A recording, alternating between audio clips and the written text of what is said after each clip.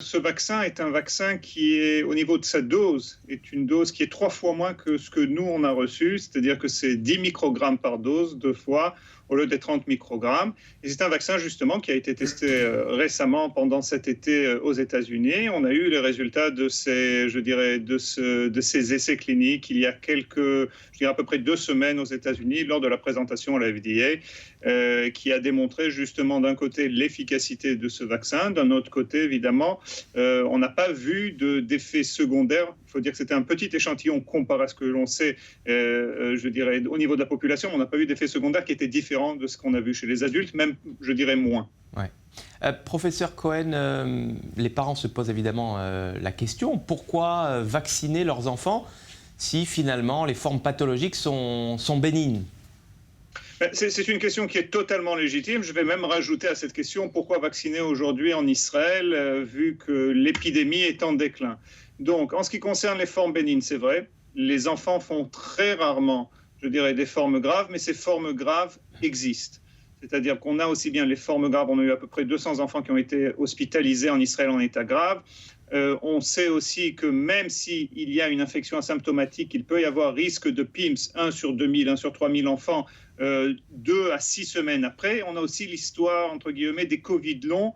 À peu près 2 à 5% des enfants souffriraient de Covid long. Donc ça, c'est une des raisons. On ne peut pas dire que la Covid-19 ne touche pas du tout les enfants. Elle touche peu, mais elle peut, je veux dire une fois de plus, avoir des conséquences assez problématiques. Est-ce qu'on connaît déjà les effets secondaires sur les enfants, notamment par exemple la myocardite ?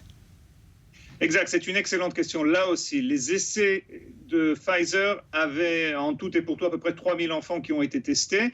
Et donc, c'est très dur. Cela est très dur. On ne le cache pas, même à la FDA, cela a été remarqué, et même en Israël. C'est très dur de déceler des myocardites dont les fréquences en Israël, que l'on connaît, sont à peu près d'1 sur 6000. Donc, statistiquement, c'est très dur de les détecter. D'un autre côté, cela va être suivi. Il faut dire aussi que les myocardites qui ont été vus en Israël, dans 90% des cas, cela peut se résoudre de soi-même sans besoin, je dirais, de traitement particulier. Alors l'hiver approche, même s'il se fait attendre en Israël. Est-ce qu'on peut vacciner son enfant contre la grippe et contre le Covid-19 ? C'est pas incompatible ?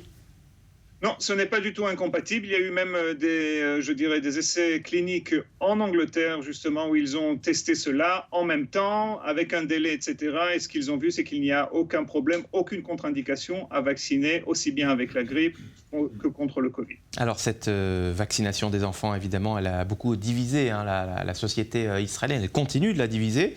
La réunion des experts s'est d'ailleurs tenue hier à huis clos. Entre autres motifs évoqués, les menaces et les insultes dont font l'objet les experts. Et je crois que vous aussi, vous avez été pris à partie sur les réseaux sociaux. Comment on vit ça quand on est immunologue, spécialiste, expert de la question ? On le vit, je dis à la base, on est choqué parce que je crois, une fois de plus, je ne parle pas que de moi, je parle aussi de mes collègues experts, le but, en tout et pour tout, c'est d'expliquer quelle est la politique sanitaire dans un sens et aussi je dirais, essayer, je le dis bien, essayer de faire pour le mieux, et on fait pour le mieux si on regarde, si on compare l'état d'Israël, la situation en Israël à d'autres pays. D'un autre côté, qu'est-ce que vous voulez faire ? On est conscient qu'il y a des gens qui ont beaucoup, je dirais, de problèmes. Je crois que anti-vax, ce n'est pas le seul problème. Donc on essaye de comprendre, mais ça fait peur quelquefois lorsqu'on s'en vient à des menaces. Je ne vais pas rentrer dans les détails, mais on va rester positif et on va dire qu'on fait, je crois que tous les experts en Israël font leur travail, sont des parents, sont des grands-parents et font tout pour le bien-être de leurs enfants.